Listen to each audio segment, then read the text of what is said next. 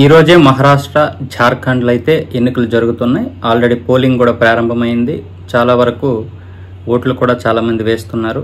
కాకపోతే ఇప్పుడు బీజేపీ కాంగ్రెస్ రెండూ కూడా ప్రతిష్టాత్మకంగా తీసుకున్నటువంటి ఈ ఎన్నికల్లో రెండూ కూడా గెలుపుకి ప్రాణాలు ఒట్టేశాయి. ఒక విధంగా చెప్పాలంటే ఈ రెండిటికి పరువుకి సంబంధించినటువంటి మహారాష్ట్ర ఎన్నికలు ఈసారి మాత్రం కాంగ్రెస్ ఓడిపోతే మహారాష్ట్రలో చాలా వరకు దేశం మొత్తం దెబ్బతింటుంది. అలాగే బీజేపీ గనక ఇక్కడ కోల్పోతే మహారాష్ట్రని దానికి కూడా దాదాపు దేశం మొత్తం కొంతవరకు డౌన్ అయిందని చెప్పవచ్చు. అయితే హర్యానా ఎన్నికలు ఇప్పుడు బీజేపీకి ప్రాణం పోసాయి, అదే ఎన్నికలు కాంగ్రెస్కి ప్రాణం తీసాయి. కాబట్టి కాంగ్రెస్ కొంతవరకు తలొడ్డి కొన్ని సీట్లు అయితే తగ్గించుకుంది ఆ కూటమిలో.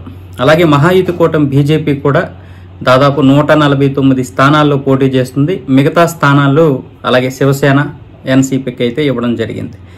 ఇక్కడ బీజేపీకి 149 స్థానాల్లో దాదాపు 105 నుంచి 112 స్థానాలు వచ్చే అవకాశాలు అయితే కొన్ని సర్వేలు అయితే చెబుతున్నాయి. అలాగే శివసేన సిండేకి కొన్ని స్థానాలు 40 వరకు వచ్చే అవకాశాలు ఉన్నట్లు చెప్తాను. మొత్తానికి మహాయుతి కూటమి కష్టంగా ప్రభుత్వాన్ని అయితే ఏర్పాటు చేసే అవకాశాలు ఉండొచ్చు అని కొన్ని సర్వేలు చెప్తున్నాయి.